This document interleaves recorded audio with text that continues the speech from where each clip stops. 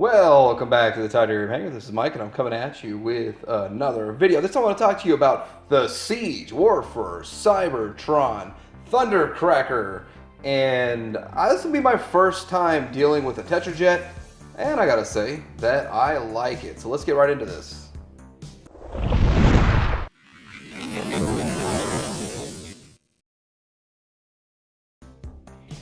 This is standard packaging for the Voyager size version of Thundercracker, and yeah, it looks like the Starscream stuff. I mean, pretty similar. Now these are sort of relatively later wave figures, and my son and I picked those up. It was fun. There's a picture on the side. I do like this packaging. It's different than standard packaging, and I picked this, well, pick this guy up simply so I can compare it to my cable oversizes I get. Now I think this thing looks pretty good, and we're gonna take a quick look at the paint. On this one here, I'm not really so put off by all of the, they call it the space mud, but the worn look, the weathering, the weathering doesn't look that bad on this one. And it's a bit excessive though. I mean, it's everywhere. You see it all over here, really worn on the tip, kind of excessive here. But in the end, it just looks like they were really battle worn. Battle worn. Look, we got a nice Decepticon symbol there. Tampographed on, not a sticker. I like that. We have clear plastic right here. Red paint, red paint, red worn paint, black paint right there. From the back, yeah, you see his chest, you see his thrusters, but it does kind of look like it's 5 thrusters. It's sort of interesting. We got some thrusters back there. And I'm sure everybody's like, well, I have 5 Tetra jets already, so yeah, this is nothing new, but it's something new to me. Now let's see here. I think you can put into this thruster here, you can put like a jet coming out, and this probably won't fit with that piece on there, but that'll probably fit. So either one, if you want to put 2 of each or whatever, just have little displays, and hey, that'll work. I do want to point out the bottom, you just pretty much have the bot all folded up on the bottom. Not that bad, you really don't see the head showing through or anything, but it's not as clean. If you see the show, of course, it's flat on the bottom. So yeah, that kind of breaks the illusion a bit. But just from like this angle, it looks good. Now we're gonna put this guy right here, and let's get a picture up to kind of show you the difference between the other Tetra jets that were made in third party. And so got a picture here. The smaller one is Impossible Toys, which I think Impossible Toys makes the most screen accurate one to date, which we'll see a screen accurate comparison here in a second. And then we also have the Moss Toys, and kind of, you know, hey, that really sucks that the people who crowdfunded Moss Toys didn't get it. Maybe it'll still get made, who knows.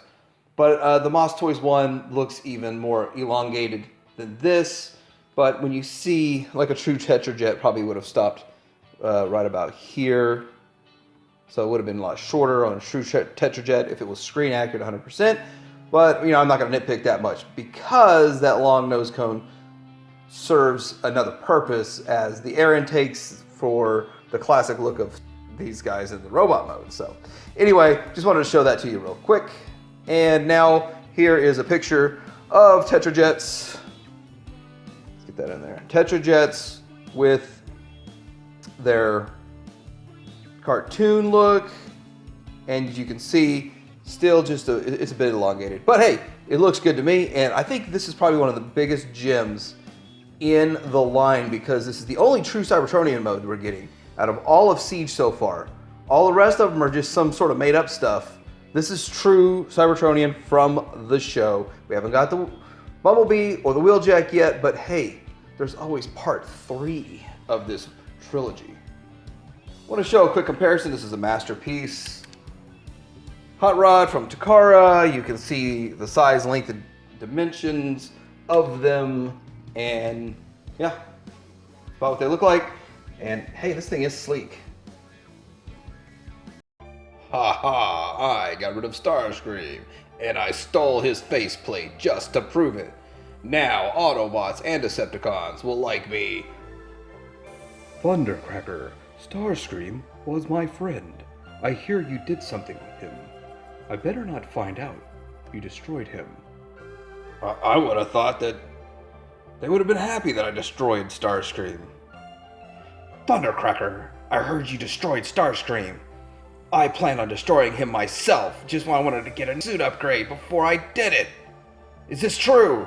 Yeah, I thought I'd make you happy, but I guess I was wrong.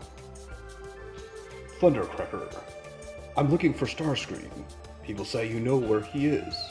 We have a poker game tonight, and I have a couple of accessories that belong to him. I told him I'd return. This plan didn't work. Now everyone's mad at me, but I think I have a solution. I built my own Starscream out of spare parts. They'll never know. It's not really him. Let's get into the transformation of this thing. We're going to go ahead and disconnect the chest piece, pull it down. We're going to lift this piece out, take it up to the top for now. Let's go ahead and disconnect the wings, and we want to get to the legs. So the legs are right there. You're just going to unfold, well, you got to untab the arms first, and then unfold the legs. I like to build from the legs up.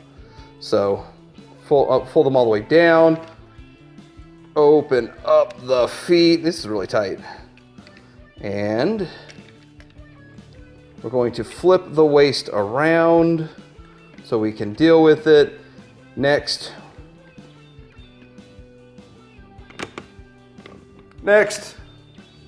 we are going to put the chest down and lift his head up. Now, for whatever reason, there's this piece that tabs into the head. It comes down here, and then you have to fold it down. I don't know why they did that. So now the fun part, the magic. The nose cone, why it's so long, why it doesn't have the true Tetra Jet look to it, is because it folds up like that to make the signature look to it. And there's some tabs. You can see that, tabs here, holes there. Creates the signature look of a Seeker. And tab in, right there. Well, that was a lot harder to tab in than originally. Okay, now we got them standing. Let's do each arm. There it is. Open up the panel like so. We're going to slide it down, pull the hand out, and then close it right back up. Same thing on the other side. Find the spot where the panel opens. Open the panel, fold the hand out, the arm out, and got to do the wings. I'm going to go ahead and disconnect. See? Disconnect these rays, whatever you want to call them. The guns, null rays. Hey, they're null rays.